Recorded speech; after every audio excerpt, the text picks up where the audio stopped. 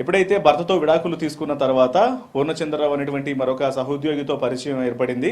అతనితో పరిచయం కాస్త ప్రేమగా మారి ఆ తర్వాత అతను పెళ్లి చేసుకుంటానని చెప్పడం కారణంగా అనేక సందర్భాల్లో పెళ్లి చేసుకోవాలని కూడా ఆమె అడిగింది.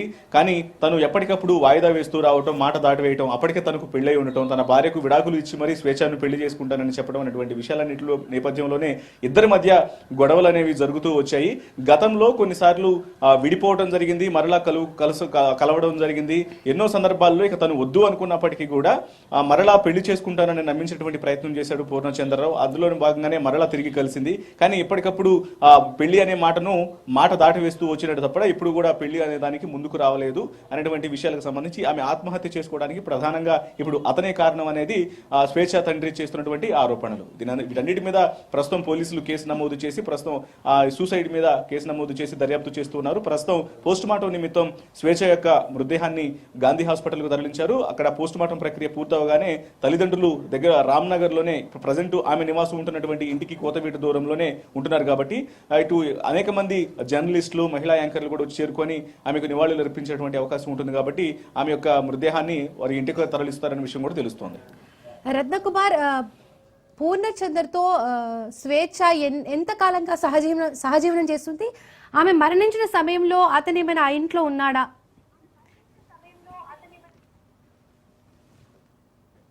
బేసిక్గా మనకు ఇక్కడ ఉన్నటువంటి వాచ్మెన్ వివరాలు అందించిన ప్రకారం గత కొంతకాలం నుంచి అంటే మనకు తెలిసినటువంటి సమాచారాన్ని బట్టి ఎప్పుడైతే భర్తతో విడాకులు అయిపోయిన తర్వాత ఆమె పనిచేస్తున్నటువంటి ప్రాంతంలోనే ఒక సహోద్యోగిగా పూర్ణచంద్రరావు పరిచయం అవడం జరిగింది. కొన్ని కల్చరల్ యాక్టివిటీస్ లో భాగంగా ఇద్దరు కలిశారు. ఆ తర్వాత వారి పరిచయం కాస్త ప్రేమగా మారటం, తాను అప్పటికే ఆ భార్యతో విసుగు చెంది ఉన్నాను, నేను ఖచ్చితంగా పెళ్లి చేసుకుంటాను నిన్ను అనేటువంటి విషయాలకు సంబంధించి ఆమెను నమ్మించడంతో అది నిజమే అనుకుని అప్పటికే సింగిల్ గానే కూతురుతో కలిసి నివాసం ఉంటుంది కాబట్టి ఆమె అది నిజమే అనుకుని అతనికి దగ్గర అవ్వడం జరిగింది. గత కొంతకాలం నుంచి కూడా వీరి యొక్క సహజీవనం అనేది కొనసాగుతున్నట్లు తెలుస్తుంది. అయితే ఎప్పుడైతే తను పెళ్లి విషయం వచ్చే వరకు కూడా మాట దాటవేస్తూ రావడం, ఇదంతా కూడా అనేక సందర్భాల్లో గొడవలు జరుగుతూ ఉన్నాయి.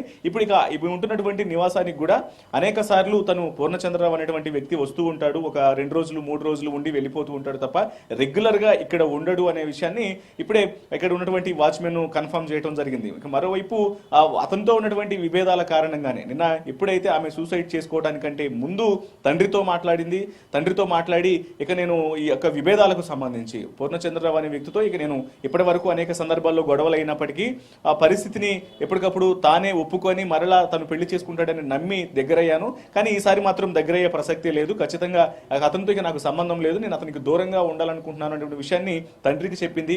తండ్రిని స్వయంగా పూర్ణచంద్రరావు అనేటువంటి వ్యక్తితో మాట్లాడమని కూడా చెప్పింది. ఇక ఇందులో సయోధ్య కుదుర్చుకునేటువంటి అవకాశం కూడా ఏమీ లేదు.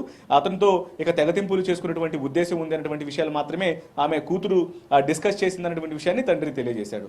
సో ఇక తండ్రి తెలియజేసినటువంటి విషయాన్ని బట్టి పూర్ణచంద్రరావు అనేటువంటి సహజీవనం చేస్తున్నటువంటి వ్యక్తితో ఉన్నటువంటి విభేదాల కారణంగానే ఆమె ఆత్మహత్య చేసుకుంది అనేది తండ్రి వర్షన్ నుంచి వినిపిస్తున్నటువంటి మాట. సో ఏది ఏమైనప్పటికీ ఎలక్ట్రానిక్ మీడియాలో యాంకర్గా, న్యూస్ యాంకర్గా ఆమె అనేక సంవత్సరాల నుంచి చాలా కష్టపడి పనిచేసినటువంటి వ్యక్తి, ఒక ప్రముఖమైనటువంటి పేరు తెచ్చుకున్నటువంటి యాంకర్ ఇప్పుడు ఊహించని విధంగా ఆ స్వేచ్ఛని మొదటి నుంచి కూడా వాళ్ళు అనేక రకాలుగా ఉద్యమ సమయాలలో తమ యొక్క గళం వినిపించినటువంటి వ్యక్తులుగా ఆమె కుటుంబానికి పేరుంది.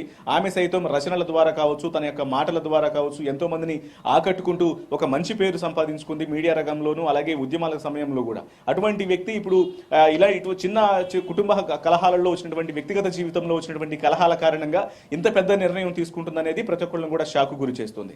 దీని మీద ప్రస్తుతం పోలీసులు కేసు నమోదు చేసి దర్యాప్తు చేస్తున్నారు. ఈ దర్యాప్తులో భాగంగా అసలు ఆమె ఎందుకు చనిపోయిందన్నటువంటి విషయాలు కూడా తేటతెల్లమయ్యే అవకాశాలు ఉంటాయి.